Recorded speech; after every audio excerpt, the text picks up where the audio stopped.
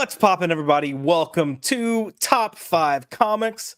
As always, I'm joined with my main man, Dolan, aka Drew, aka Andrew, aka I have too many names because I write shit.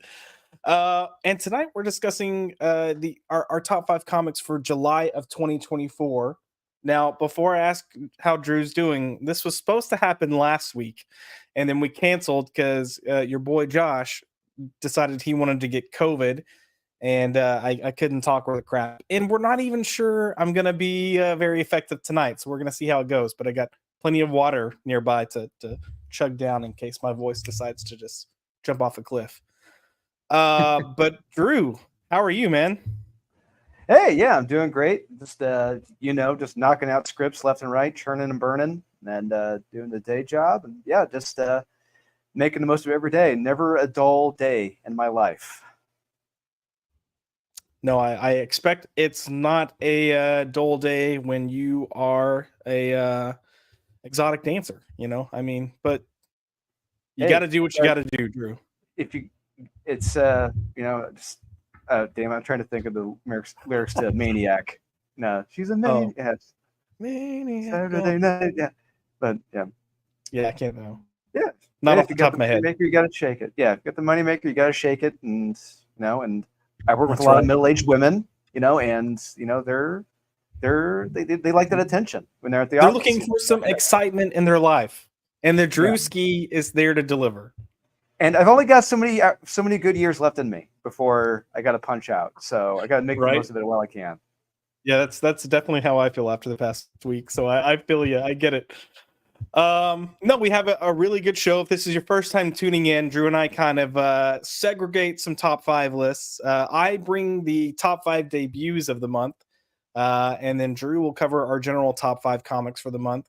And our whole purpose for doing this is, one, to praise what's like killing it each and every month, in and out. Those teams deserve all the recognition they can get.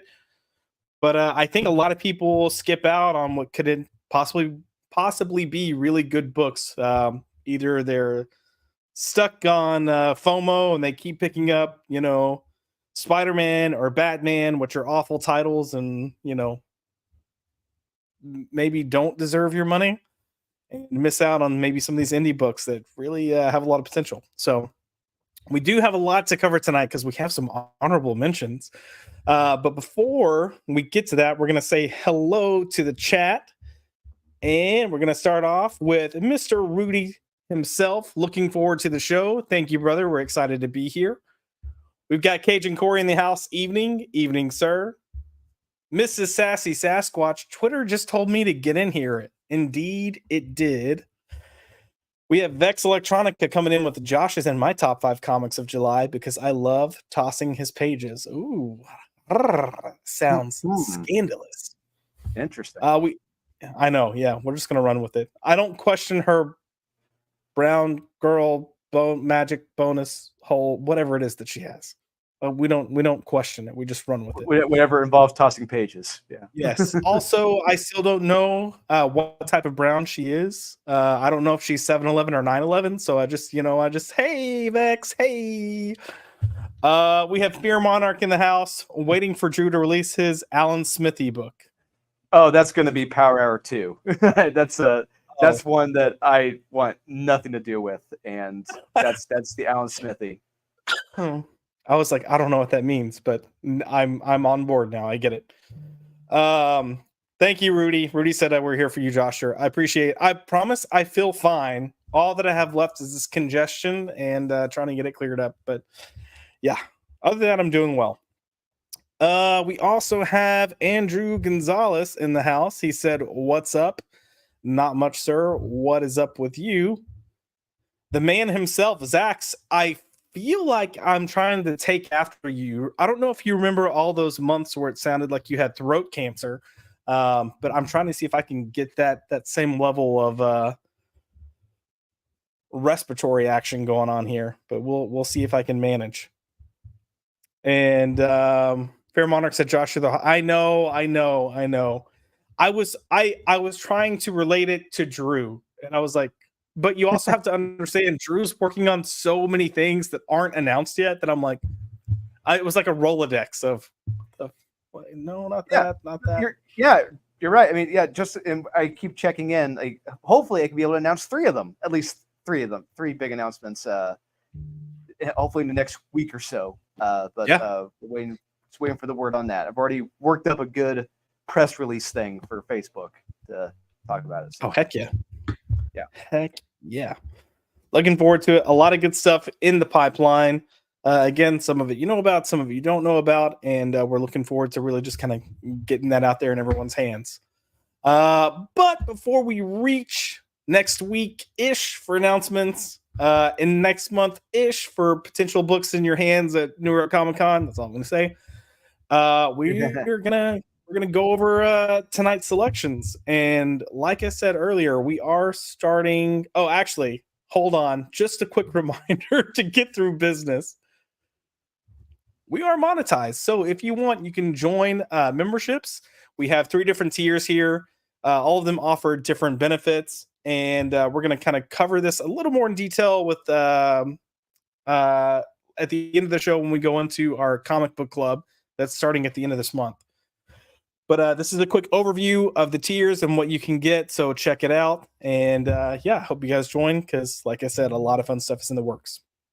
So without further ado, let's get into our honorable mentions. So if you watched our show for June, you'll know that I feel like we had the opposite problem. I was struggling to find books to put in my top 5 because I was finding stuff that I was like, yeah, it was fine. Let me find something positive to say about it. And Drew, for some of my like discussions, was like, and I'm like, dude, I had to come up with something. This time I felt like we had a bit of a struggle. Like there were a lot of really good books out. And I think it just kind of goes to show. Now, some of these that are falling in the honorable mention are just strictly for Drew, and you might see them popping up on my list, or you might not. But I will go ahead and start with the first honorable mention on our list, and that is Wolverine Deep Cut #1. Now, typically I would read the solicitation for the book. We're not doing that tonight. If I do that, I'm getting through one book, and then I'm going to be like, so Drew, you put this as an honorable mention. Why did you put this as an honorable mention? Well, so I'm sure, Josh, like me, you read the Wolverine versus Sabretooth War, that lackluster event that happened. Why'd you have to remind me? I hate you. Well, the reason why, Joshy Boo, is because Wolverine Deep Cut, this first issue, this is the fight we should have gotten in that Sabretooth Wolverine War. This gave me everything I wanted from Chris Claremont and Edgar Salazar. Edgar Salazar's art in this is beautiful. It's immaculate. It's bloody well done. And some of the stuff done to Wolverine in this is pretty damn horrific. If you haven't read this yet, I don't want to tell anyone what happens to a couple of cavities that Wolverine has, but it's pretty brutal. And the fight between Sabretooth and Wolverine is great. I highly recommend everyone check this out. If you're disappointed by the Wolverine Sabretooth War, this is the cure-all. Chris Claremont, he figured it out. He cracked the code. Yeah, I'm with you. I think Head and Shoulders, it's a much better story than what we got in the Sabretooth War. And honestly, I feel like this is a better, and I know this technically falls into August books, but I feel like this is a better Wolverine book than what we got with the Greg Capullo and is it Jason Aaron? Yeah. Oh no. Yeah. No. Jonathan Hickman. Jonathan Hickman. There we go. Sorry. Whoops. Yeah, no, I think this is a solid book. I'm going to be honest. I actually was fighting with if I was putting this in my top 5 or not and where it was going to go. So you can go ahead and count this as an honorable mention for me. Really brutal. It's nice to kind of get back to a classic and traditional form of storytelling where shit actually happens. Because that's my problem with a lot of books these days, especially from the big 2. Is you've got all this setup and all this hype, and then nothing ever happens. So yeah, I'm glad we decided to go with honorable mentions. Because Drew sent a top 5 list, and he's like, "Man, this month was hard," and I was like, "Hard because you had too many books, or hard to just land on a book?" And he's like, "No, because there's so many good ones." I was like, "Yeah, no, do honorable mentions. It's fine." And that was partially for my own own comfort there as well. But yeah, fully back this. If you haven't been picking it up, we're only 2 issues in so far. The 3rd issue comes out this month. But I highly recommend getting it. If you're a fan of like old school X-Men, if you're a fan of Claremont, if you're a fan of Wolverine, definitely worth it. So we're gonna move on to the second honorable mention, and it is Destro number 2. So this is written by Dan Waters with art by Andre Brezen. So Drew, I actually have not read this issue yet. I read Destro number 1 and I thought it was fine, but I don't know if I was tired or what. It just didn't. The first issue just didn't hit me. And I was like, I'll trade with this. So I didn't read this issue. So why is this an honorable mention for you?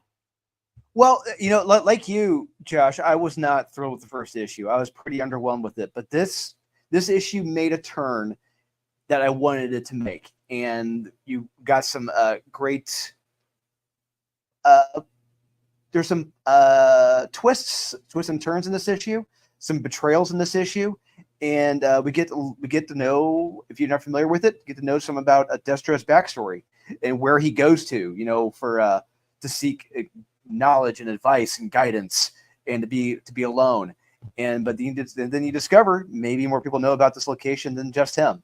And yeah, it's a great issue. This is a big step up from issue 1. It's honestly, if there weren't so many good books this month, this probably would have been my top 5. But yeah, this is a really damn good book. It's made the turn I wanted it to make. And if you were underwhelmed by issue 1, you will like issue 2. So I might have to add this back to my monthly poll. I will say Dan Waters for me, I think I tend to like him more than most people. He tends to write, he doesn't always have the most exciting stories. He really, he really kind of focuses on like character, and I'm okay with that, but I know a lot of people aren't, especially with comics. But well, especially when you have a toy franchise, it's like, yeah, you kind of, you put I understand character study, but make that about 25-30% of the book. Right. No, fair, 100%. Yeah. I'm just saying, as a reader, even outside of comics, like if you do like a character study, like I'm kind of pretty much on board and all about it. And I'm not even going to say the first issue was much of a character study. It just, for me, I don't know. It just didn't, it felt generic. So I'm happy to hear. Destro is doing things he wouldn't normally do. Like, Destro is not a battlefield guy. Destro is not the guy on the battlefield. He is the guy. It's like when you're an arms dealer, I think it's actually brought up in the second issue. When you're an arms dealer, you don't want to get shot by your own weapons. and I think that's more or less what he's doing in the first issue. I'm like, why the hell is he on the fucking battlefield? Doesn't make any sense. Yeah. But yeah, it's a big step up. I'll say that. For sure. Real quick, I've got Cannoli Sasquatch in the house with hello people. What's up, Cannoli? How are you doing, sir? And Fear Monarch is coming in to say Arkham City Order of the World was fantastic from Waters. I agree. I like that. I think it was like a 6-issue mini or 5-issue mini, one of the two, and I thought it was really good. Again, not very action heavy, but it was by far the best thing to even be remotely tied to that whole Arkham Tower crap story that they did. The asylum, yeah. Rolled outside your window. That? Oh yeah, it was not great. But Arkham City Order of the World was actually pretty damn good. Coming in, yeah. So short, sweet, 6 issues. Yep, he did some really kind of creepy stuff in there with some characters too. He's good with horror. I'll give him that. Yeah. He's very good with horror, and the one miniseries, the Azrael miniseries he was doing is actually pretty good for that, and he did a story with the 10-eyed man or whatever, and yeah, it's pretty creepy. Yeah, the 10-eyed man was the Arkham City of Order. That's it. Yep. Alrighty, we're gonna move on to our third honorable mention, and that is Dark Knights of Steel All Winter #1. So, Drew, this is an honorable mention for you. It may or may not be an honorable mention for me. We'll wait and see. But why did you pick this book as an honorable mention? Because let's be honest here. I will say Dark Knights of Steel, what they promised with that, it very much underwhelmed with what they delivered, and it promised a lot initially, but then it very much underwhelmed. It was not that exciting, and it fell into a lot of current day gender politics and with everything. It's like, wait, what? But anyway, that's what kind of turned me off from it. But agreed. I love the idea of a Viking Deathstroke the Terminator, and I'm like, okay, let's see what we can do with this. And sure enough, this first issue, it blew me away. So real quick, Tom Taylor did not write the main story. This was Jay Kristoff. Jay Kristoff wrote the Deathstroke story, and I think that was Trisso Cons or whatever was the artist. Terso was the artist for it, and his art in that issue is amazing. The art looks beautiful. It's all in black and white, but then you discover later on at the end of the first issue, as well in the second one, the black and white, it plays a part in the story. There's a reason why everything is black and white, which is awesome. And I thoroughly enjoyed it. I know Max wasn't the biggest fan of it. I think he had his reasons. I thought he did like it. He wasn't a big fan of it. I think he was expecting more Viking badassery out of it, more blood and guts, which is fair. I can understand that. But I'll say it gave me what I wanted, and I had a blast with it. And I'm very curious to see where it goes to next. And honestly, if you want to see a Deathstroke, in action, kicking ass, here you go. This is it. Yeah. I'm going to refrain from making any comics on this book for the moment. So I'll leave it at that. We have Cannoli Sasquatch coming in with "This looks amazing." Yeah, dude. It's and it's funny because I saw the cover and I was like, yo, this looks badass, but I didn't think or connect about that being Deathstroke. So when I got into the story and started reading, I was like, oh shit, that's Deathstroke. It's like a freaking this is gonna be awesome. So more to come. But we also have jeez. You're gonna live? Yeah, I'm gonna live. This guy he gets me. But we got Nosferatu in the house with Pop Bussy Tuesdays are back. Josh, you hauntingly beautiful. Oh man, Nos, you can't make me laugh tonight. My voice is barely here, hanging on by a fringe. And he says, "Shout out to my Bligga, Jay Bowman too." Hey, let's talk about Deathstroke. Hey, Josh, you want to talk about Deathstroke the Terminator? How about Deathstroke the Terminator when he's a Viking? By Odin's Fade. Oh, jeez. Okay. Oh, man. All right, I'm pulling it together. I'm getting the. Ooh. If I laugh, we're done for. So, anyways, we're moving on to our next honorable mention, and that, sir, is Transformers number 10. Which might surprise people that it's not in your top 5 because Transformers typically is in the top 5. So why is this an honorable mention? But more importantly, why didn't this crack your top 5, Drew? Well, I'll say, I wouldn't. It's hard to say. I'll try to put it as bluntly as I can. It's kind of treading water right now with Transformers. I see where they're going. I see what they're doing.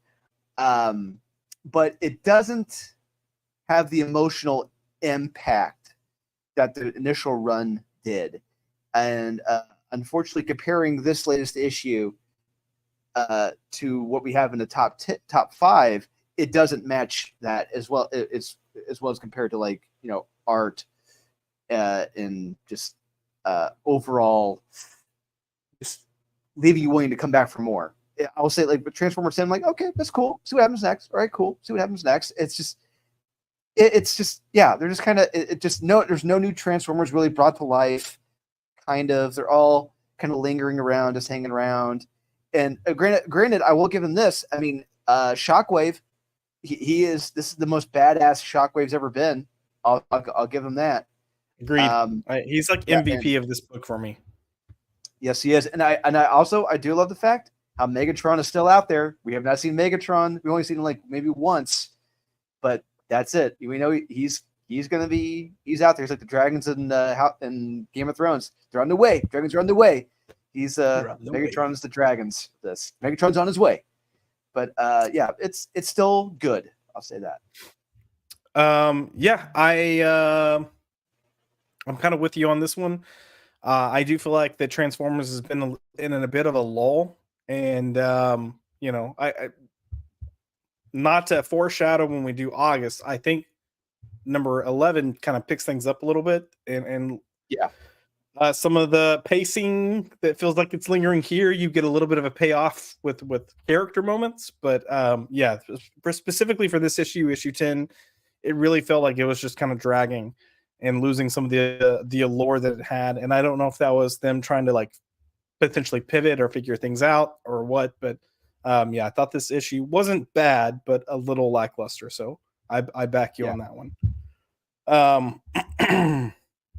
We do have Comics Odyssey popping in saying, can't stay for the whole thing, but thanks for doing these, Josh. I'm loving Rook Exodus and also recently read Space Mullet and liked it. I don't know. Did I get Space Mullet? I think I've got Space Mullet. I'll have to check it out. I've got a whole stack of August books that I've got to get through before next week. So, yay.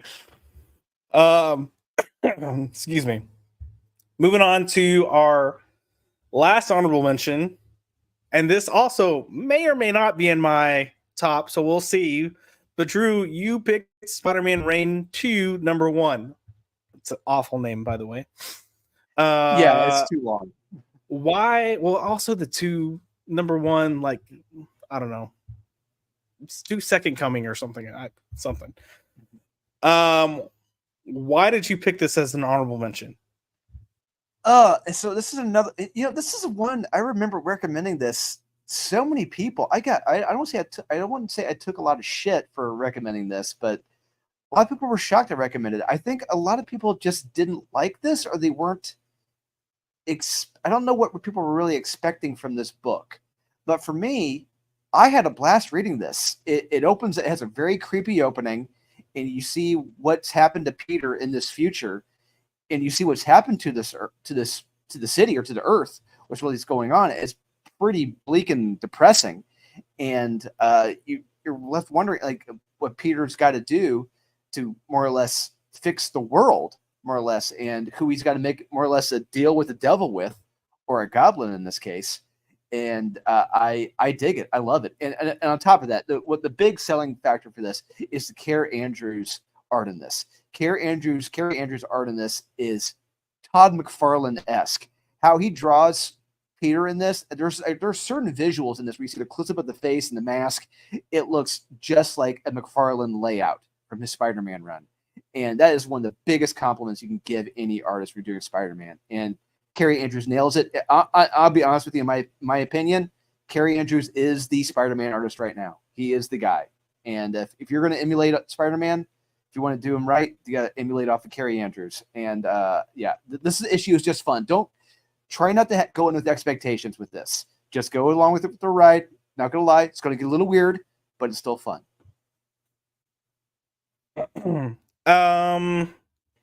So I didn't like it. Fair. Yeah. But what I will say is I've nothing Carrie Andrews has ever done has fully resonated with me. Like a lot of his stuff, I'm like, all right, cool. And I don't know. Because I'm also not crazy about his art. I can appreciate it and I can respect it, but I'm like, to me, it just looks messy most of the time. I feel like the lines look messy. I don't know. But I've never been the biggest fan of his. And yeah, I don't know. This wasn't for me. Like, I don't know, old man Peter Parker swinging around in his underwear. Like, I'm seeing some moose knuckle going on that I don't need in my life. The whole, it's not the Matrix, but it's practically the Matrix. For me, it just, I don't know. It didn't land. I'm not gonna say I hated it, but it's not my top. You see the Matrix. I got Matrix and Highlander 2. A lot of Highlander 2 in this. So. Yeah, I can see that.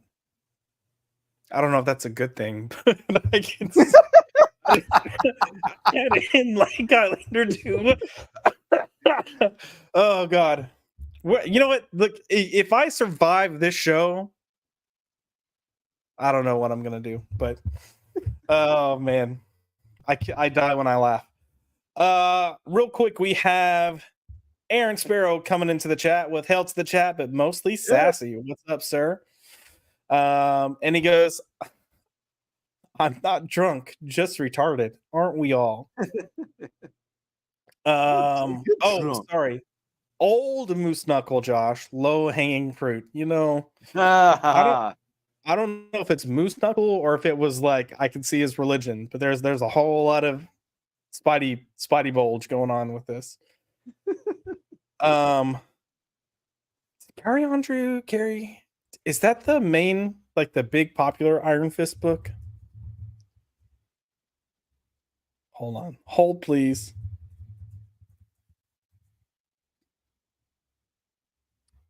Oh yeah, I guess it is. Um yeah, that was a good run. Why did I feel like someone else did that other than him?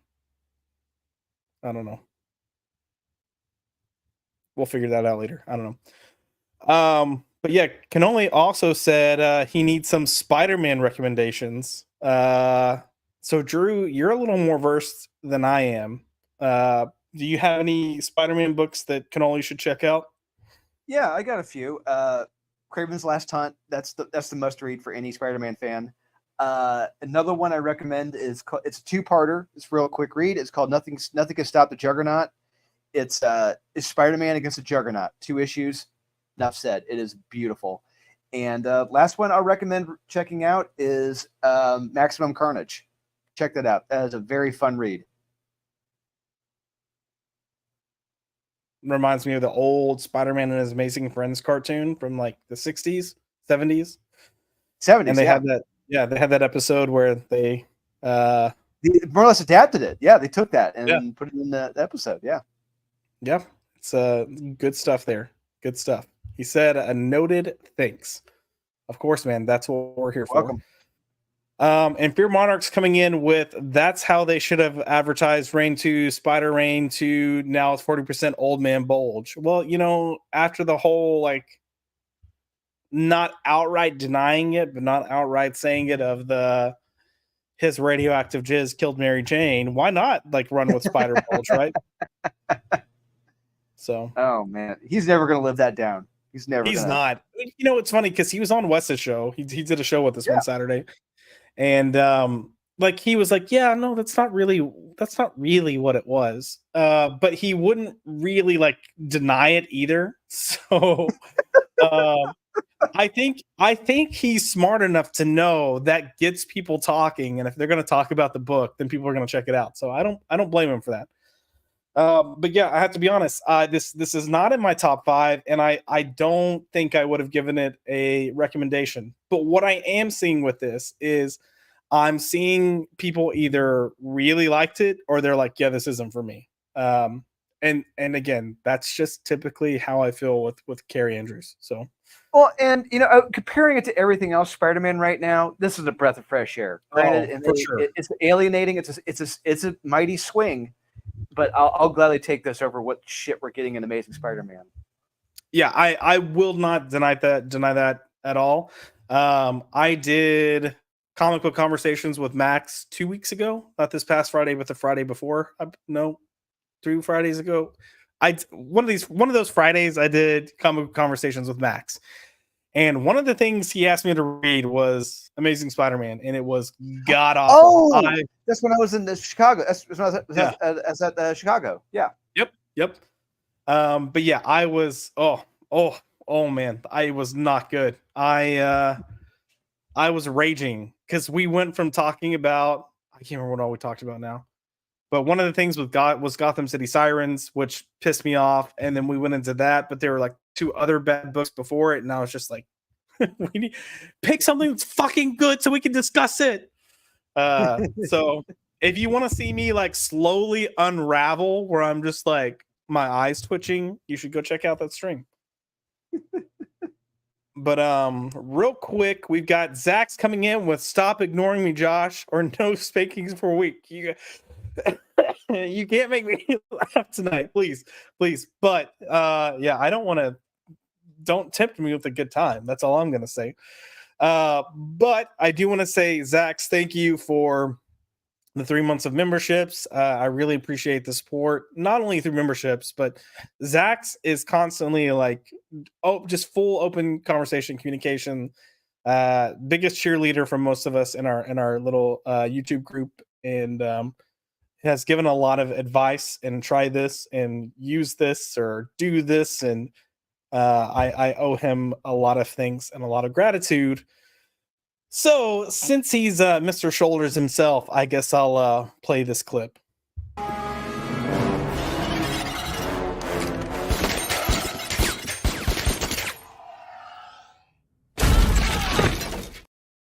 Yeah. Oh yeah, we like it.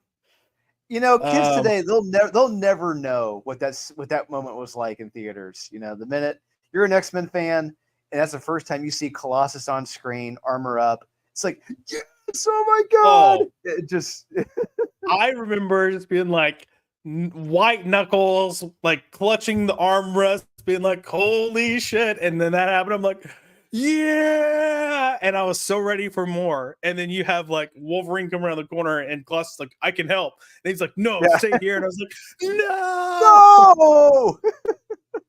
don't listen to Wolverine." Oh. So, yeah, no, that moment was great. And we get Colossus more in later films, so I guess Yeah. I'm fine with it. But yeah, Zach's coming in. Thanks, Josh. Of course, I appreciate you sincerely, and he loves Colossus, so that worked out well. All right, we're going to get into our actual top 5 now that we're done with honorable mentions. And I'm going to come in with my number 5 pick, which I think might make Drew cringe, but I actually liked this book. I liked the one that came before it, and I don't really like this writer, but I'll explain more as we go. But my number 5 is Nice House by the Sea, number 1 by James Tynion IV, with art by Alvaro Martinez Bueno. So look, I'm just gonna say this. Part of the reason that I don't like James Tynion is he tends to write around his stories. Like whatever the plot is, whatever is exciting about whatever he's writing, he writes around it. He doesn't even go down that line, and you're like, "What the fuck are you doing, dude? Like you're missing the good stuff." There's a lot of his stuff that I do not like. He did The Nice House by the Lake. I liked it. He's got the follow up here with The Nice House by the Sea. I like it as well. It's an odd book. It's very much a character study. There's not a huge driving plot here. It's just a lot of people that have varying levels of moral ambiguity, living at the end of the world without much consequences. They can do a lot of whatever they want to do. They're controlling so many things in their world, their aspect. But I find it really interesting, and I find the characters interesting, and the art is freaking fantastic. But I know, Drew, this is not your cup of tea. No, and James, he's a very, very long-winded writer. He's like how what the hell is his name on Detective Comics? Ron V. Just very, very long-winded. And James Tynion is very long-winded until he gets to his point. When I discover his point is it's usually something very small, minuscule, or just not that cool. But yeah, I was going to say, if he gets to a point, or when he does, it's like, really, that's it? Like a third grader could have come up with that. Yeah. Yeah, he's a third-rate R.L. Stine. That's the way I see it. And is this in the same universe as Last Nice House, Last Lake by the Sea, Last Friday the 13th?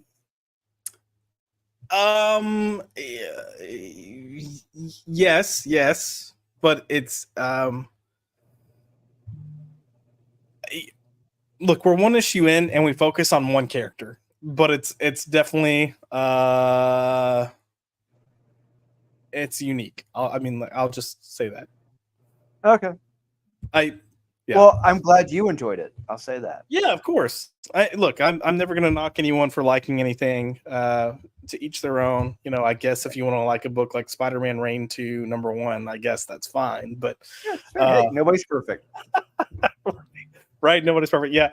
Unfortunately, this is the second James Tynion book that I've recommended on this show. And I'm like, I really don't like him as a writer, but this is the second book I'm recommending from him. Well, I'll say 2 out of what 30, 35. Those are Yeah. good odds. That's Yeah. good. Now, thankfully, I hated World Tree. So I don't know if any of y'all read that, but that was just god awful. Oh, I did. Yeah, it was something. But yeah, so I will say the kind of premise here, because Andrew Gonzalez is asking, is Nice House by the Lake see a horror book? I don't know if I'd call it necessarily horror, but it's definitely Suspense. I would say suspense. Yeah. You know, mystery, suspense, mystery. It's like a Twilight Zone episode.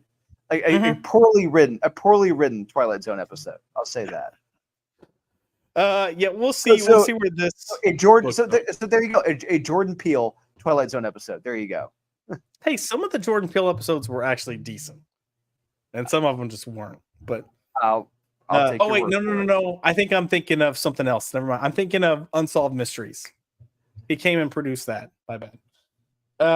Yeah, no, that's probably a fair comparison. Yeah, like these people can do whatever they want. They can change their physical image. They can make themselves younger. They can change the weather in this adapted world they live in. But they all have different things that they control, and they all like pretty much secretly just despise one another. But they're forced to live with each other. So it's a unique dynamic. But yeah. Moving on to your number 5 pick for the week or for the month, Drew, you picked Flash Gordon #1 by Jeremy Adams with art by Shane Will Conrad and colors by Lee Loffridge. Relatively big brand name, makes its debut back in comics. We're a fan of Jeremy Adams. Why is this in your top 5? Well, I will say, you know, like you said, Flash Gordon, he is almost probably an 70-80-year-old property at this point. And it's to a point now where when you hear a name like that, you kind of come across, it sounds kind of cheesy, like the 80s movie, you know, even though it's a kick-ass cheesy 80s movie. But I'll say this, Jeremy Adams, you know, when you handle a property like this, your back is against the wall, and you're gonna come out swinging. You got to know what you're gonna do with Flash, and I would say, make him a badass, and that's what Jeremy Adams did here. He makes him a badass in this, and I truly dig it. And because it picks up right where the 0-issue Free Comic Book Day issue kicked off, and Flash Gordon, he's pretty much he's in chains, he's imprisoned in this, and he's got to break out after he hears what's going to happen to a friend of his, and it's a damn good issue, and it's so well illustrated. Will Conrad, his art in this is amazing, and this blew away my expectations. This is what I wanted in the Flash Gordon comic, and I'll say this: if you're put off by the name Flash Gordon because you think it's going to be cheesy, read this. I guarantee you'll be a changed man. This is so much fun. Yeah, I'll leave it at that. I'll just say, yeah. How about that? There's a reason, but okay. Real quick, JD Petty is going, Gordon's alive? ? Yeah, I guess. Is he alive? Yeah. Is he? Is he? What's going on?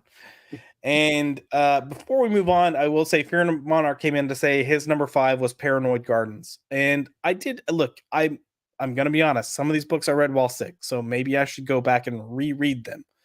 But for me, it just maybe.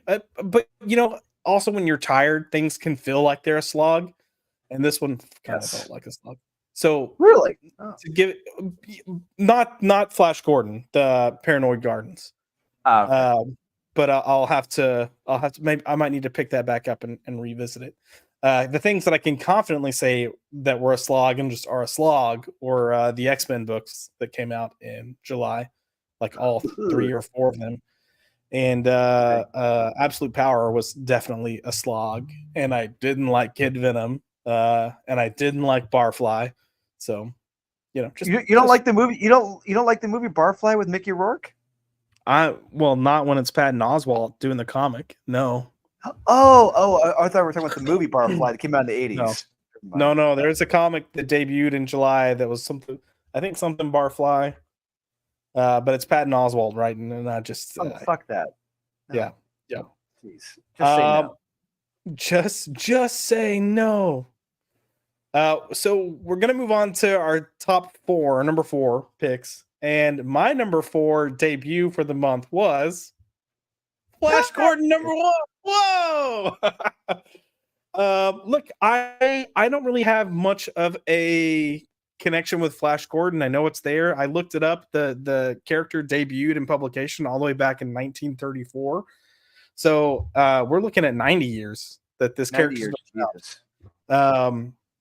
And I think because I don't have a tie or grasp to some of the older stuff that sometimes works in my favor.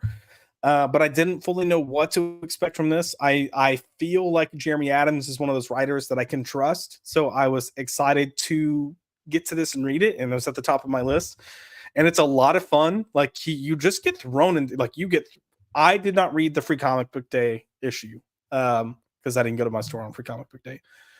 So I felt like I just got thrown into the story, but I didn't mind it. So I will ask, what happens in the Free Comic Book Day issue that I missed out on? Let's just say something very cataclysmic happens in the Free Comic Book Day issue. Something very bad happens. And, okay. And it's referenced in this issue though, right? Yeah. Yes, I think so. Yeah. I what I will say is this book was a little just slightly exposition heavy at times. Not to a bad degree, just like for a page or two here and there. But when you're literally getting thrown into the story and you're on another universe and you've got all these kind of alien type whatever creatures and all these other characters, and I'll just say Flash may or may not be in a situation where he knows what's going on around him. You have to have an exposition come through. But I thought it was really entertaining. I'm not going to give away what Flash's physical situation is right now, but there's surprisingly a decent amount of action despite that. So, yeah, if you know what I mean. Yeah. But it worked out well. The art, agreed, is fantastic. It's a really good looking book. And it's a good setup for what's to come or what I believe is to come. And it seems like, gosh, who's the publisher for this again? Mad Cave. Okay, that's right. It seems like Mad Cave is kind of going like all in on this because they're releasing the monthly issues and they're releasing a quarterly issue as well. So, yeah, I'm looking forward to it. And I agree. If Flash Gordon is a name that kind of turns you off, then I'd say forget whatever you knew before and just go check out this book. The book itself deserves your time and attention, and I think Jeremy Adams is a writer that doesn't get enough credit for what he does. So that reason as well. Cajun Corey is related to Mickey Rourke. Who knew? Oh, who knew? Wow. And Zach's put Flash Gordon or Commissioner Gordon. Commissioner Gordon's just been a chump lately, so let's Flash Gordon it all the way. He's not even commissioner anymore. He's just Gordon. Yeah, he's just Gordon. And then somehow randomly doing police stuff, even though he's not a part of it. Exactly. Yeah. He's like Grandpa Simpson yelling at Renee Montoya and the others. I'll do it myself. And he works with the police. You're not back in my day. Zach's put there's some great Flash Gordon radio plays out there. I'm willing to bet there are some good radio plays because that was the jam back in the day. Yeah, it was.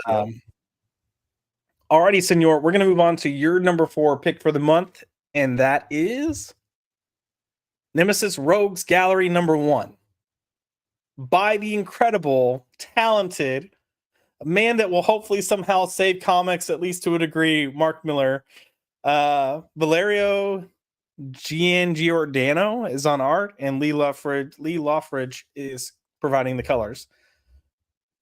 Go ahead and tell us why this is your number 4 pick, Drew. Woo! So like I got to give it up to Mark because going into this, I mean, if you didn't read the previous run, if you didn't read the big crossover event that happened, you'll spoiler alert. Pretty much, Nemesis is bruised, battered, and beyond broken at this point. Like every bone in his body is broken and shattered, and he's lying in a hospital bed, and you're left wondering how in the hell is this guy, is the world's greatest criminal mastermind, going to get out of this? Let's just say he does. I'm not going to say how. All I'm going to say is be prepared for some gore. I'll leave it at that. And we do discover that by getting out and having to regain what he once had, because everything he had, his money, his criminal empire, weapons, all that, it's all gone. And he has to get it all back. And let's just say he may make another deal with the devil to get it all back. And superheroes beware. Nemesis has returned. Nemesis is back. And it's not looking good. But it's going to be fun. It's going to be a fun read. And I will say Valerio, the artist, this is weird because I see a lot of people giving him shit. Like people are saying that he's doing 3D art, he's doing 3D models. No, he is actually drawing these pages. He's putting up all the roughs and everything, how the pages look. He's a legit artist. He is damn good in this. And how he draws the eyes to me are the focus in this book. And the eyes, you really see the emotions in this book with the eyes. Like you see the insanity, you see the madness, you see the anger, and it's a beautiful thing. This is a beautiful, fun, crazy, wild, action-packed, gory book. Yeah, I'm quickly gonna jump in to say Max is one of the people that didn't like the art here. Look, we'll let it slide. Max's opinion is but I'm with you. I love this art, and I do love his eyes. And you see the craziness, like his eyes, like Nemesis's eyes in particular. Dude looks unhinged. Yes, but that's all I'm gonna say about this book at the moment. I wonder why. Let's move on to our number 3 pick for the month. And for me, I'm going to come in. My number 3 pick for the month is Dark Knights of Steel, number 1. So as I said, this book may or may not have been in my top 5. Clearly you see it is. Pretty much everything Drew said about this, I am 100% on board with. Viking, Slade Wilson, in the medieval times, like, give it to me, daddy. I don't know what else to say. Black and white art, freaking fantastic. And it's pretty, like, there's some good, it could be more brutal, but the action that is in this book is pretty brutal, but it's also setting up what feels like it's going to be a damn good story. And yes, you mentioned there's a reason for the black and white that comes in with issue 2. But even with the characters here, having Vandal Savage and then having Slade and kind of like staying true to both, having Killer Frost that's a part of this, having Slade, looking for his, well, I'm not going to say that, but it seems like it's a simple enough concept that's set up, and it by the end of the issue, it takes a turn. And there's a reveal of a character at the end of the issue that I think is a promising character to explore in this world and universe. I thought it was freaking fantastic. Great art, great dialogue, solid story. Like, as someone who also did not care for Dark Knights of Steel, this was a nice, surprising debut for a spinoff. And thank God Jay Kristoff is writing it and not Tom Taylor, because I think if you could have had the exact same story points, but if Tom Taylor had pinned this, it would not have been on either of our lists. Yeah. But no, I just tell everyone, don't read what Tom wrote in the backstory. Just look at the art. Just look at Ricardo Federici's art. Just don't read it. I think that's Terso's art that's in the backup. Because the colors, he's the only person listed for colors. And the backup had color in the main one. We'll have to go back and look. I'll try to see if I can find the credits within it. But regardless, the art in both stories are fantastic. And And even though the backup story for this doesn't live up to the main story, it's still better than what Tom Taylor was doing for the main Dark Knights of Steel. Like that fell Yes. flat. So I feel like the first 2 issues started off okay, and then like issue 3, it just like started its nosedive and continued. Which is kind of strange because this is Tom Taylor's shtick. Like his whole thing is like, hey, this Elseworld story with this kind of concept and this type of genre to be the vehicle, and we're gonna do these fun things. Because Injustice, like Tom Taylor was one of the main Yeah. writers for Injustice, which was solid. Yeah. Uh, Yeah. And the thing about this, it's like you said the word fun. I read this and I could tell Tom Taylor was not having fun. He did not do anything fun, wild, or creative with it, like he did with Injustice. Yeah. Or Deceased. Deceased was pretty damn solid too. Yeah, yes, it was. Absolutely. Yeah. So, you can't win them all, but hey, this was fantastic. And I'm not too familiar with Jay Kristoff, but you better believe I'm going to keep an eye out for his name, just based on this issue alone. So, really good work. Drew, your number 3 for the month of July is Conan the Barbarian, number 12 and 13. So interesting, for whatever reason, issue number 12 didn't release in June. It got bumped back to July. So we got a twofer in July with 12 and 13. And it's the end of one arc and the beginning of a new arc.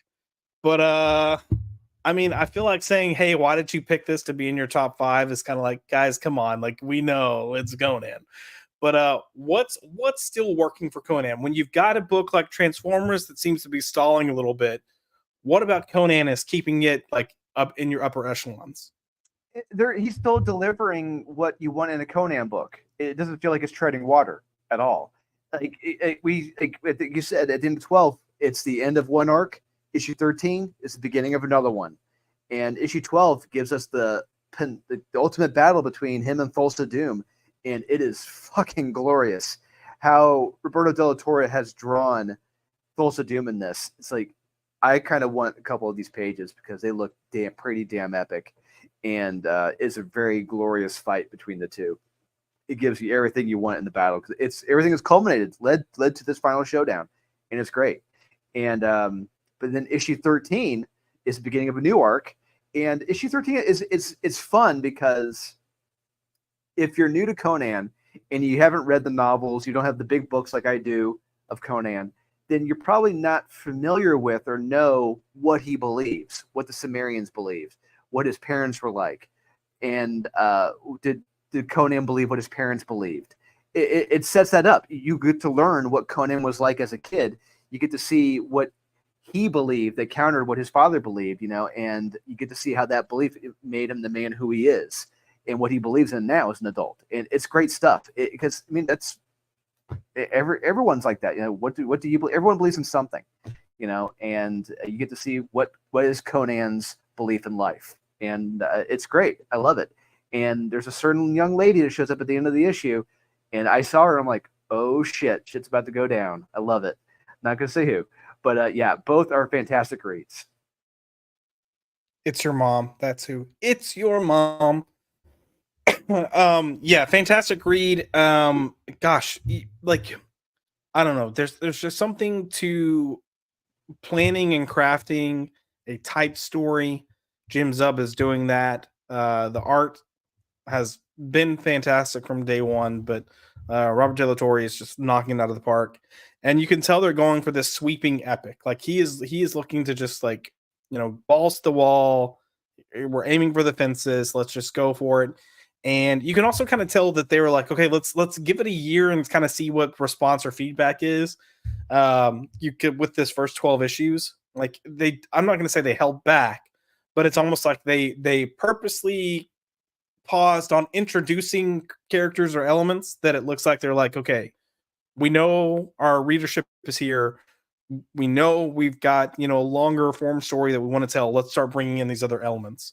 Or at least that's how I felt with it. And not that it was like unplanned, but like, okay, let's kind of tease or hint or build up and get ready for this, so that if things go well, we can just like, all right, we're bringing the universe in. So yeah, I'm with you. I'm loving this run. It will, without question, be in my top 10 at the end of the year, and I just can't wait to see what else they do, especially with what's coming soon. And yeah, I really don't know what else to say other than that. But you got Andrew Gonzalez coming in with Conan has been fantastic. Completely agree. Mhm. And then we have Nice Spies coming in. Hello, Nice. I don't know if I've seen you here before, so welcome. But going back to the Nemesis pick, Nice Spice, but I'll have to check out Nemesis. I didn't realize it's the guy behind Kingsman, so that made me excited. Heck yeah. Oh, yeah. Look in Nice Spice. Look at the bibliography of Mark Miller. It will blow you away. Everything he is responsible for. All I'm going Oh to yeah. say is, in his a big event, let's just say some of these characters may cross paths. That's all I got Oh to yeah. say. Yeah. Big Game was just freaking excellent. Yeah, it's fun. It was a Um, blast. I loved it. yeah. And I love this pace that he's like putting books out too. Like you get Yeah. one or two here or there for a nice compact run, get your dose of a story, take a little break, and then he's back. So because I was worried these books were gonna lose momentum with little I don't want to say intermissions, but little breaks between them. But I mean, honestly, I don't feel like it. It was the perfect amount of time of separation between Big Game and coming back with this. Well, with Nemesis, anyways. So yeah, good stuff. We're gonna move on to our number 2 pick for the week or for the month. I keep wanting to say week. I apologize. And my number 2 pick for the month of July for debuts was Elric the Necromancer #1. So this is written by Jean-Luc Cano and Julian Blondell with art by Valentin Secher, who also provided the colors. This is also published by Titan, and Hmm. I didn't really have much expectation for this. I didn't know what to expect, but I thought it was a damn good story, a really interesting concept. It's playing with a lot of different themes, and the art is fantastic. So, did you happen to pick this up and read it? No, I didn't know this came out. This is my first time hearing about it. Yeah, and look, I'm gonna be honest. Like this first cover for issue 1 looks fantastic. The cover for issue 2 looks like crap. So I'm like, dude, what the heck? But I didn't really have much. I didn't have much expectation either way. I was hoping for the best because it's a Titan book. But yeah, I'm curious to see if they're gonna try to tie their books together. I don't know. Does I'm not the biggest Conan buff. Like the history there is like I've never been the biggest guy into Conan. Is Elric and Conan? Are there any crosses in history or no? As I don't think so. I may be wrong, but as far as I know, I don't think Elric and Conan have crossed paths. But I know they're not in the Blackstone, uh, but unless that's being kept in secret. But I'm gonna look it up. Um, yeah, I don't know. I mean, it looks like for Conan, there's an Elric of Mel. Oh, I think this might be the same. I'll just Oh, say yeah, he it. did. He did. Yes, he Okay, did. yeah. Yeah, they once crossed paths. They I once was did. gonna Yes. I was gonna say I can totally see these two crossing paths within the current story, and I feel like it could be a damn good interaction. But if you didn't Only get once in the spring of 1972 they did. yeah, okay, cool. And look, when you've got a guy like Jim Zub who is so in tune with the lore of Conan and the fact that he had already previously teased, like, yeah, we've got some spin-off things that are gonna kind of be releasing and then come together. I'm just assuming, and part of it's because it's being published by Titan, but I'm just assuming you're gonna get your Elric book here, and at some point there's gonna be, paths will cross. But I was really impressed with this book. I thought the writing was solid, the art solid, and it's one of those that, like, as you think you know what's going on, there's information that gets put out there that you're like, okay, maybe you don't know what's going on. So it's a fun little ride. But yeah, highly recommend it if you didn't pick it up. In other words, Drew, go back issue bin diving to get issue 1 and 2. So, uh, Yeah, oh Mr. Joshy Poo, check out the. yeah, I'm going there now. So we've got Tyler Smith here in the house. He goes, "Hi, it's one of the letters on Conan.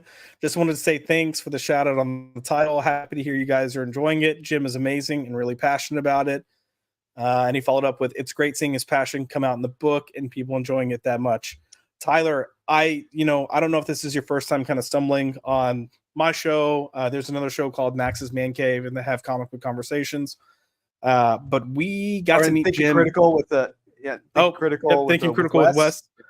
Wes. We got to meet Jim in Dallas, the Dallas Fan Expo, and it was just like happenstance that we caught him real quick for signing. And as we were getting some stuff signed, he was like, "Hey, I'm really sorry to cut this short, but I've got to go lead a panel that I didn't know I was leading.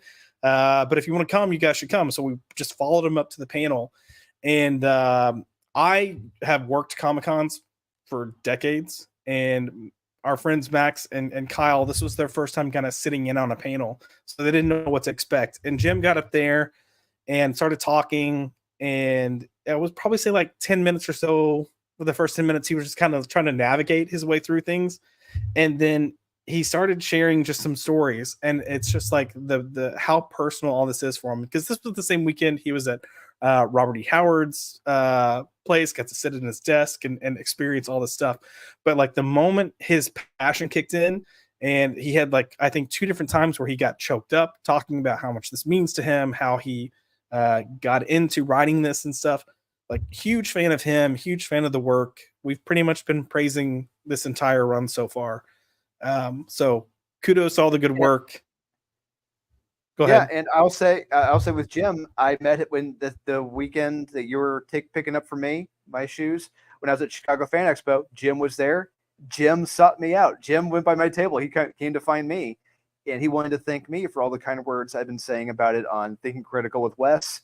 And we chatted for like it had to have been like 30 minutes to an hour, like just Friday about everything. And yeah, I incredibly nice man and passionate storyteller, and I love what he's doing. What's going to be coming down the pike.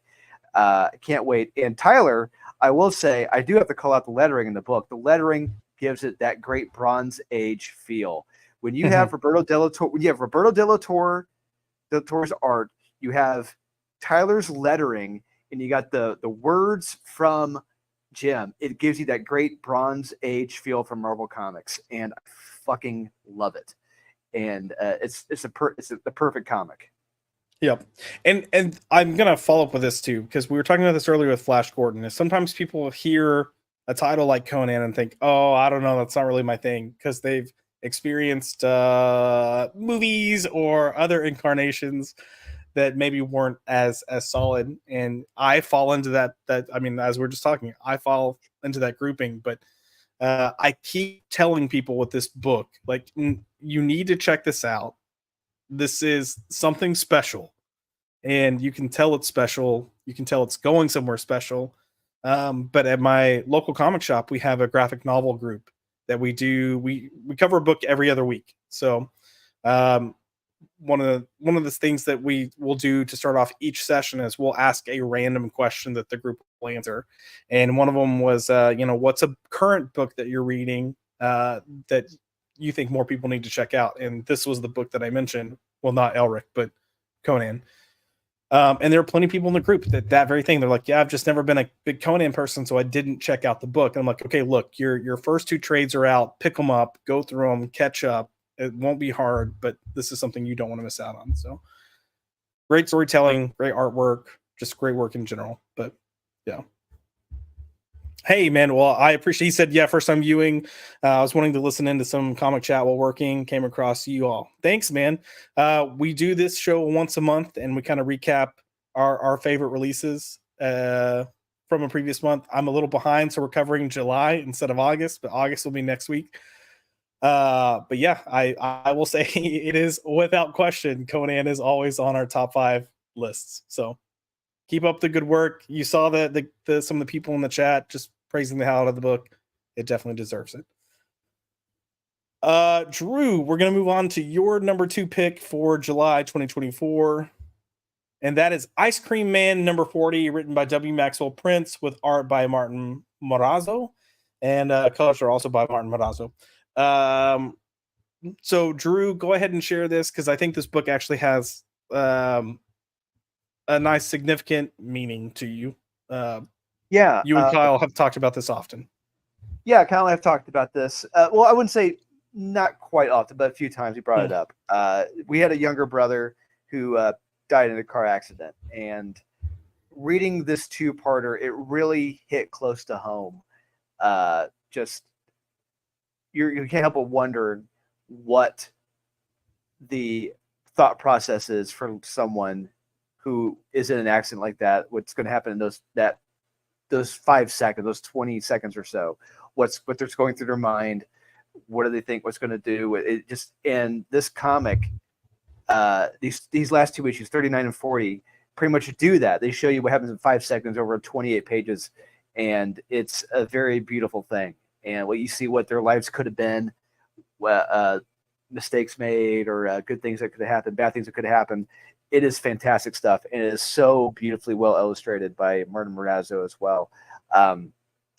What's great about Ice Cream Man is that the series in a whole is that you never know what you're going to get with each issue.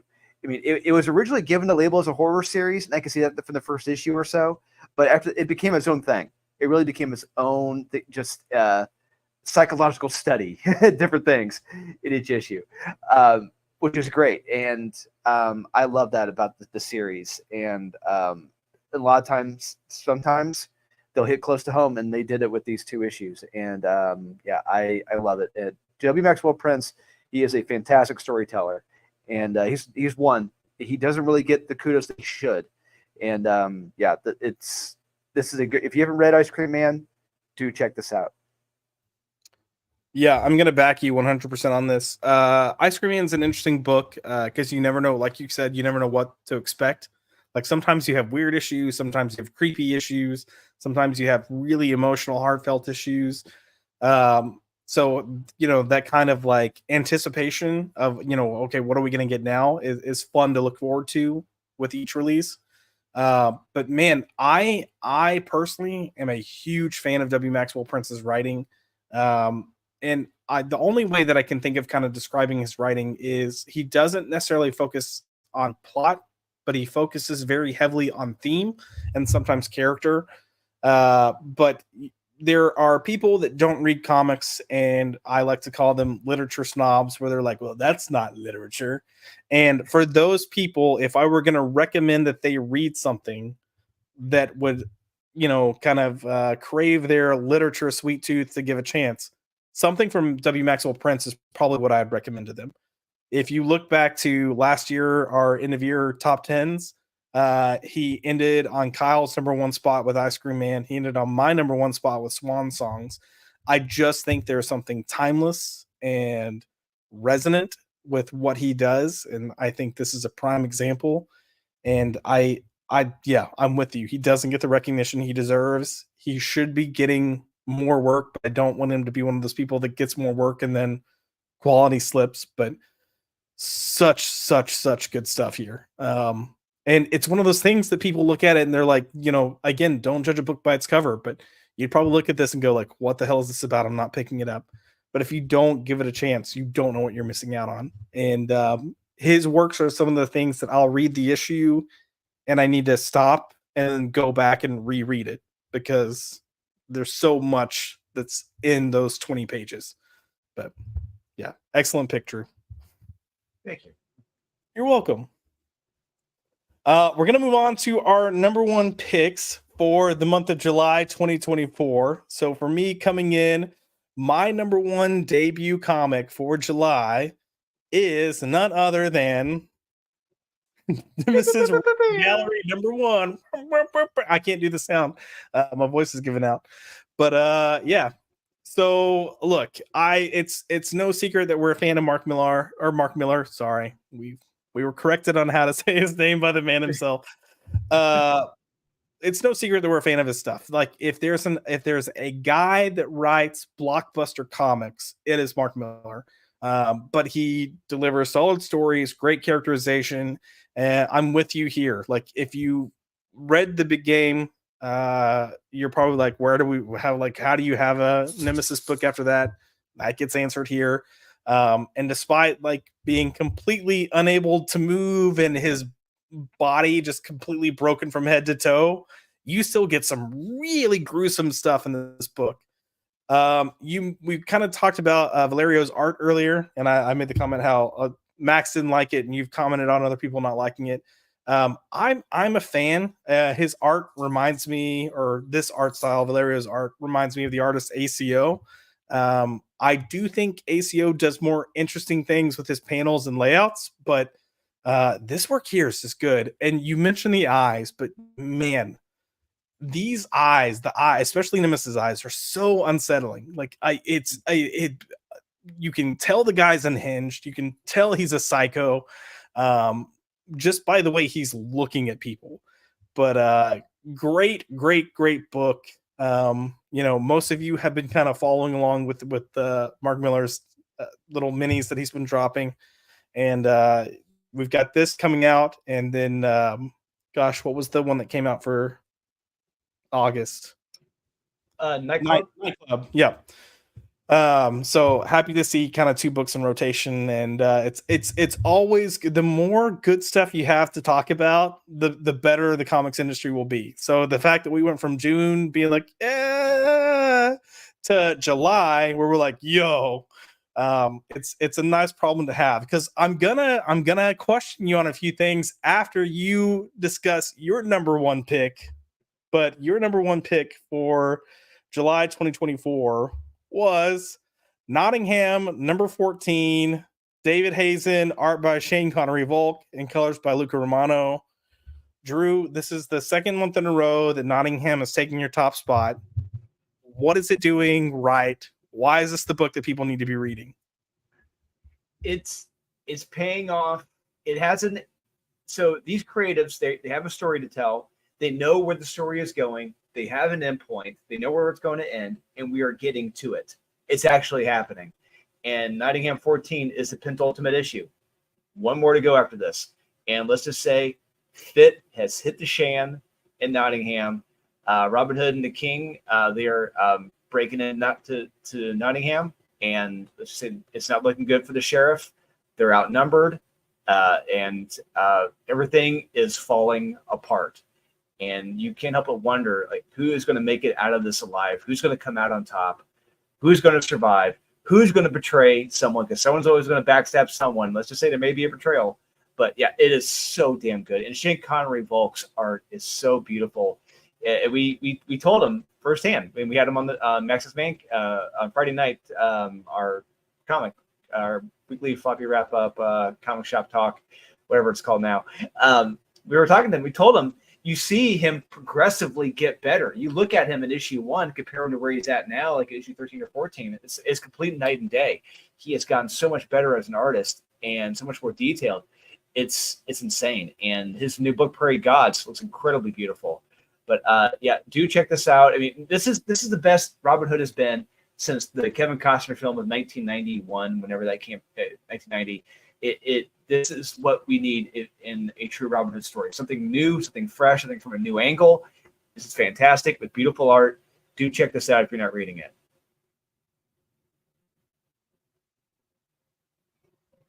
Yeah, I'm one of those losers that I didn't catch this at the beginning. I meant to catch up when they had their short hiatus, and then I forgot about it, and then it came back, and I'm like, oh shit. I was supposed to catch up on this, and everyone's talking about how great it is, and I'm missing out. So yeah, everyone that I know that is reading this book is praising the hell out of it. And it's how many issues does it have left? Because I think they're going one. So as of today, September 3rd, it is done. Issue 15 is already. That's what I thought. Yep, that's what I thought. So a nice, tight, well-told story. I wish I could add more to it, but clearly I can't because I'm a loser. Now, Drew, I do want to ask, because I think some people might be shocked right now that certain books that have been staples for our overall top 5 list did not make the cut.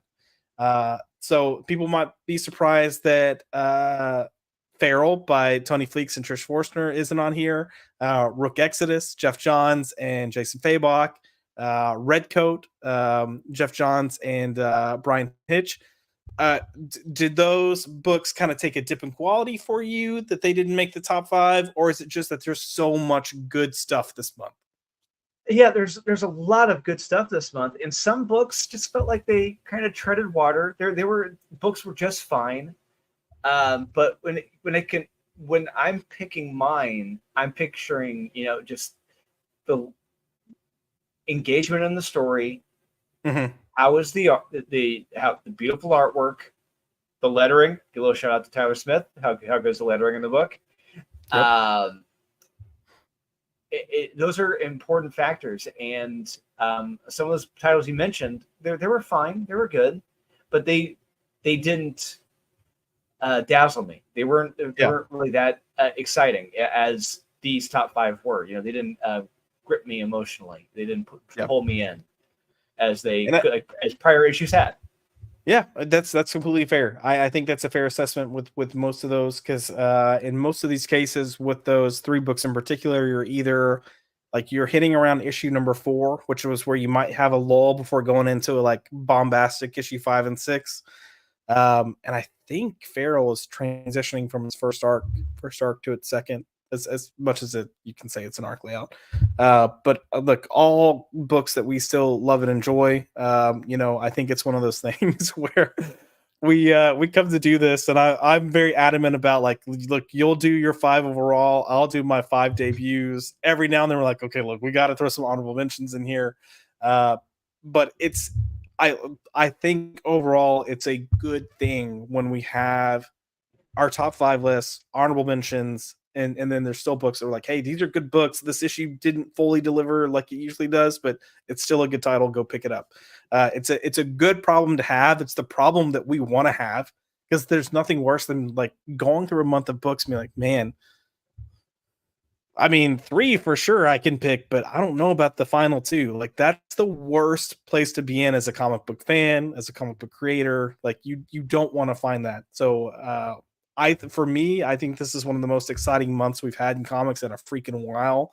A lot of solid debuts, a lot of banger books, given some awesome issues, and a lot of books like Nottingham that's getting close to wrapping up. So yeah, and one thing I have to remind people is that, I mean, there are people out there who will just read DC and Marvel. That is all they'll read. That's all they know. That's all that exists. Nothing exists in the indies. But I will let them know, you'll be shocked at how great the quality is compared to your DC and Marvel books right now. That's a lot of these indie books. They are fantastic. These are fantastic storytellers, and a lot of them really do deserve your time and your money because they're fantastic. Yeah, we've Fear Monarch's calling you out, Drew. Y'all slept on the best book of the month, Bear Pirate Viking Queen, baby. Beautiful ending. I will say, if it were me, that would probably be on the list for the 5 overall. If Kyle were here, it would definitely be on the list. What I will say is, stay tuned for the end of the year when we have our top 10s, because I'm sure I'm willing to bet money Kyle and I will have. Look, you should know. Oh, you got it. You got it. I got it right here. Yeah, because I'm still waiting for my frames to come in. You should know that when I'm getting original art from a book, I'm a fan. So we got that page there. Hold on. This deserves big screen. What am I doing? Let's get Fear Monarch. I love you, but I'm taking your comment away. Like, come on. Sorry for the glare, but. And then I got this page as well. And like, I wish you guys could see it in person, because that sky, like, seeing it on screen does this no justice at all. But Bear Pirate Viking Queen. Yeah. John Marks. Just great work. I don't know what I'm doing. How do I get my there we go. Not there. Yeah, no, I really love that. And again, this goes back to kind of style and writing. I tend to love stuff that leans really heavily into theme, and I feel like that book does. And then Drew and Max and Kyle had a great episode of Comic Book Conversations where Jonathan Marks Badavecchia came on and talked to him and kind of talked about how they came up with that book and how they did it. Basically started off as a poem that then led into a 3-issue book, which is practically 6 issues in standard comics. But yeah, just fantastic work. It's unique, it's different, and good stuff. Wow. Yeah, Tyler's coming in with net. Wow, nice. Yeah, man. I'm very happy with that piece. I've got frames coming. I've got a spot on my wall over here that's just waiting. It's just waiting for them. So, but yeah, good stuff. But yeah, Fear Monarch, I agree with you. You know, we're not gonna hate on Drew. We'll hate on him when, you know, behind his back when he's not here. That's what Friday. Hey, that's what Fridays are for. It's okay. He's gonna hate on me for picking the Nice House by the Sea for my list. But, like I said, nobody's perfect. Yeah, right. Nobody's perfect. Drew, anything else you want to mention about July comics from 2024 before we start wrapping things up? No, but I will say I think a lot of them should still be readily available in your comic book shops. I do know that.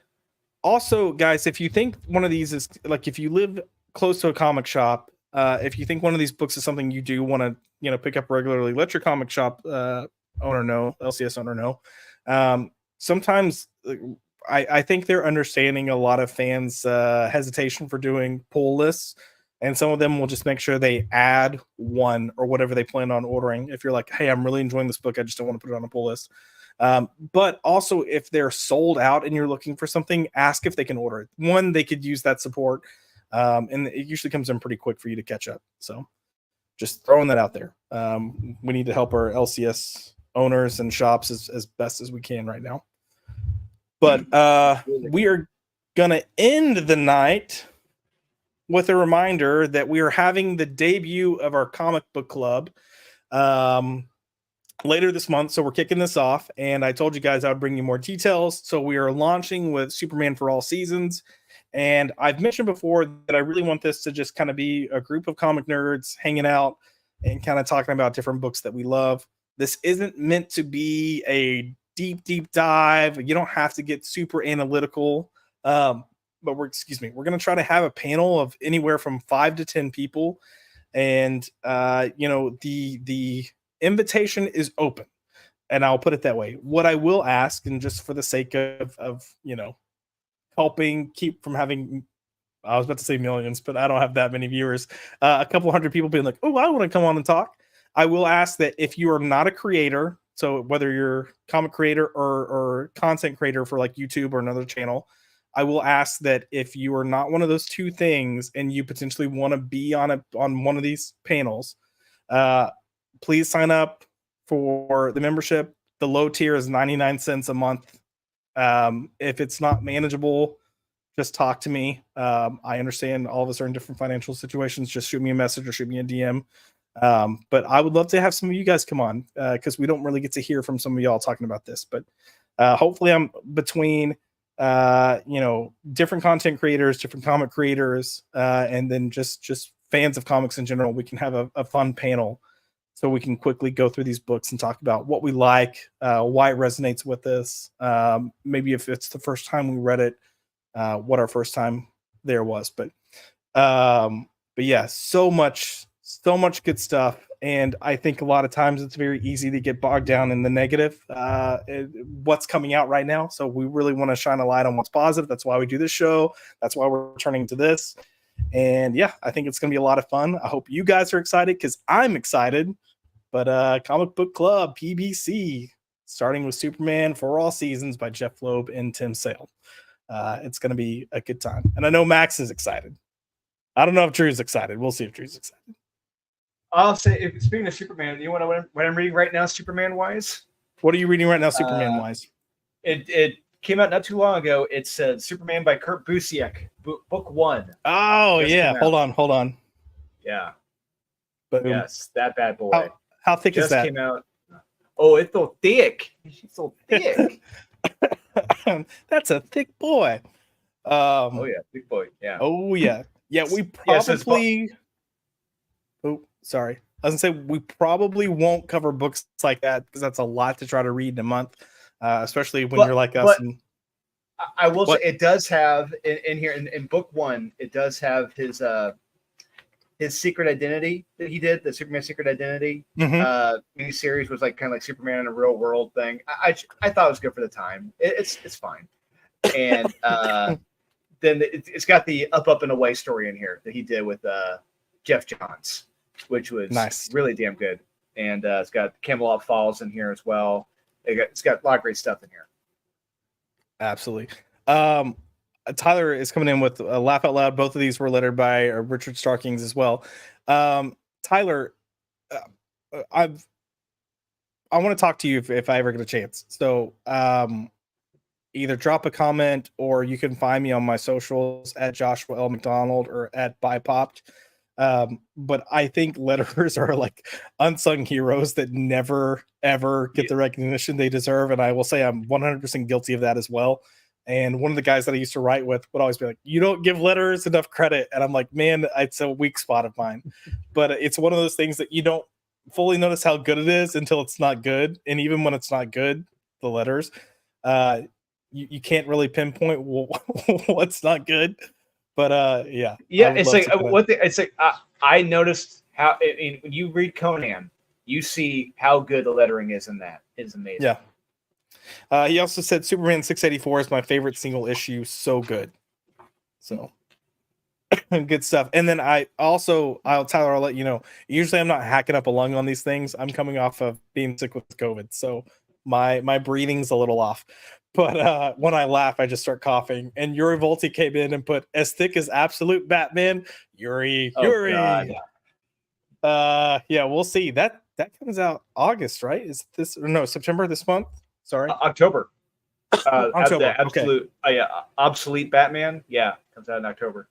Yeah, we'll see how that goes.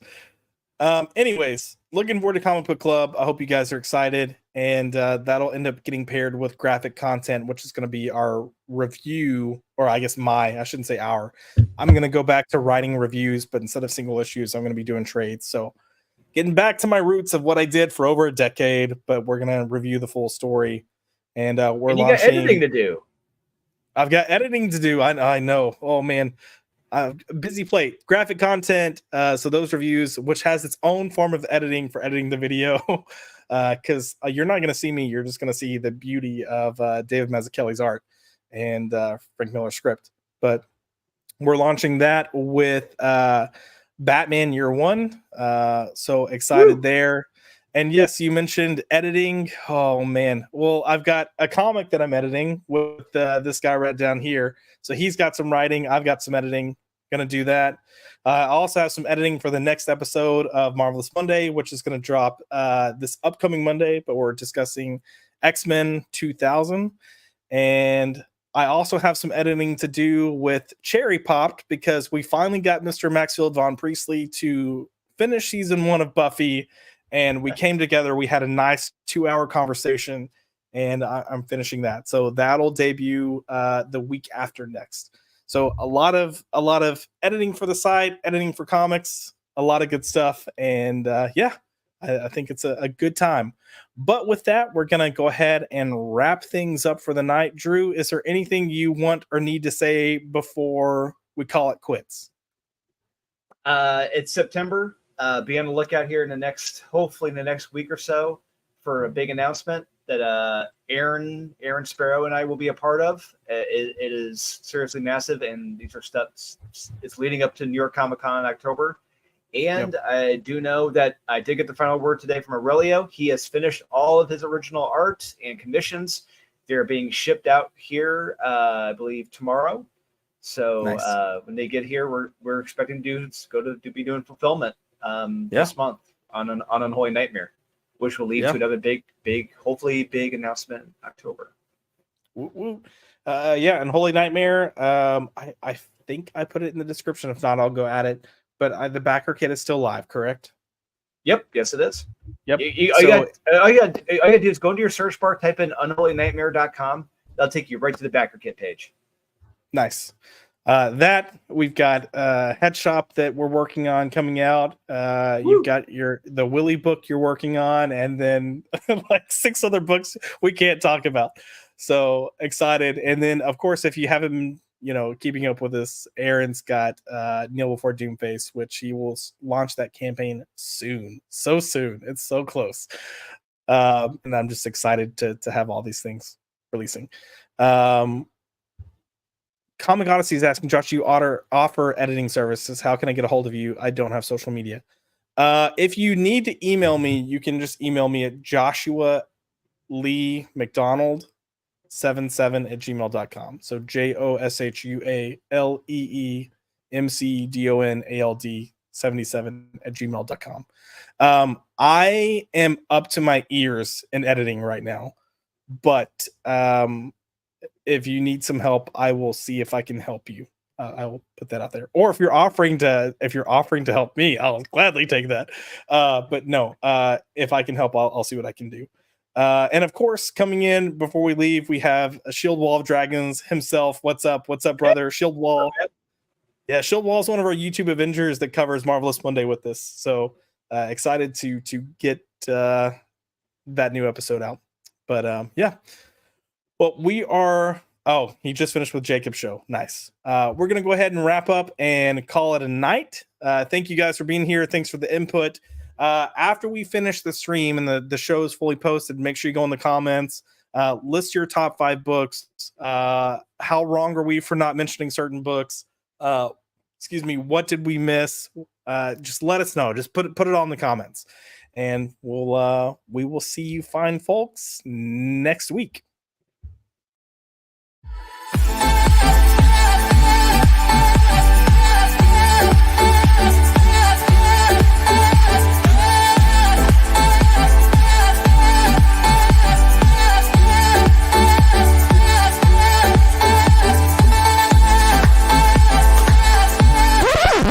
Get the fuck